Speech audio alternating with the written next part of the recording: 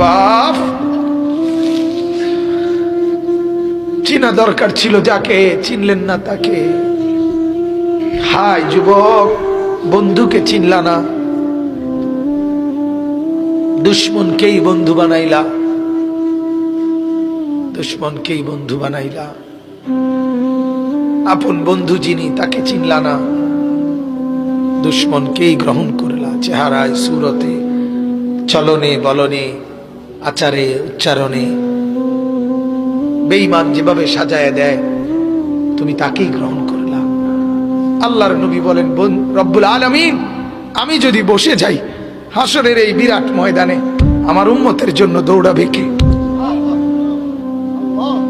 আমার কোথায় কোন উম্মত গুনার কারণে, নাফরমানির কারণে আটকায় যায় কিনা? আমি যদি না ছুটি, আমি যদি না দৌড়াই, আমি বসে গেলে আমার উম্মতের জন্য দৌড়বে কে?